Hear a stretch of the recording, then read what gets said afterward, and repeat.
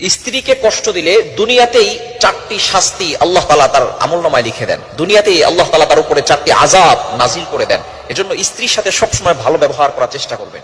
একজন স্ত্রী কিন্তু তার সবকিছু ছেড়ে দিয়ে তার স্বামীর ভালোবাসায় তার মা, তার বাবা, তার ভাই, তার বোন, তার আত্মীয় স্বজন, তার প্রিয় বিছানা, প্রিয় বাড়ি সবকিছু ছেড়ে দিয়ে একজন অপরিচিত মানুষের সাথে চলে আসে। এই জন্য ওই স্ত্রীকে কদর করতে অবশ্যই শিখতে হবে। কিন্তু অনেক পুরুষ আছে স্ত্রীকে কাজের বুয়া মনে করে। মনে রাখবেন, আপনার স্ত্রী কিন্তু কাজের বুয়া নয়, আপনার স্ত্রীর অধিকার আছে, আপনার স্ত্রীরও সম্মান রয়েছে।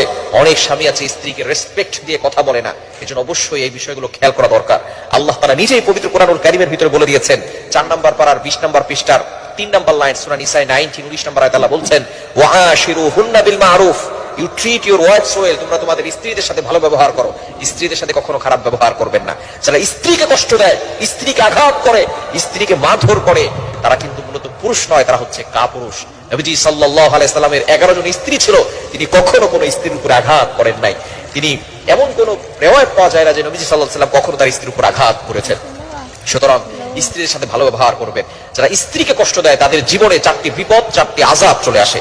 নাম্বার 1 নাম্বার হচ্ছে, যারা স্ত্রীকে কষ্ট দিবে তারা তাদের দাম্পত্য জীবন কখনো সুখময় হবে না, তাদের জীবনে অশান্তি চলে আসবে, তাদের জীবনে শান্তি আসবে না, জীবনের শান্তি নষ্ট হয়ে যাবে। মনে রাখবেন, আপনি যদি আপনার লাইফে হ্যাপিনেস চান, আপনার লাইফে যদি খুশি চান, আপনার লাইফে যদি সুখময় করতে চান, তাহলে অবশ্যই স্ত্রীর সাথে ভালো ব্যবহার করবেন। স্ত্রীকে কষ্ট দিয়ে আপনি আপনার লাইফে, আপনার দাম্পত্য জীবনে কখনো সুখী থাকতে পারবেন না। 1 নাম্বার হচ্ছে আপনার সুখ আল্লাহ তাআলা নষ্ট করে দিবেন। নাম্বার 2, দ্বিতীয় নাম্বার হচ্ছে, স্ত্রীকে যারা কষ্ট দেয় ওই ঘরের ভিতর থেকে আল্লাহ তাআলা বরকত উঠিয়ে নেন। ওই ঘরে কোনো বারাকা থাকে না। অনেক সময় দেখবেন টাকা পয়সা ইনকাম করেন কিন্তু কোনো কাজ হচ্ছে না। কেন? ওই যে আপনি আপনার স্ত্রীকে কষ্ট দিয়েছেন। স্ত্রীকে কষ্ট দিলে ওই ঘরের ভিতরে কোনো বারাকা থাকে না, ওই ঘর থেকে আল্লাহ তাআলা বরকত উঠিয়ে নেন। এজন্য অবশ্যই আপনি লক্ষ টাকা ইনকাম করতে পারবেন, কিন্তু আপনার ঘরের ভিতরে বরকত আনতে পারবেন না। বরকত এটা আল্লাহর পক্ষ থেকে আসে। এজন্য স্ত্রীকে আঘাত করবেন না, স্ত্রীকে কষ্ট দিবেন না।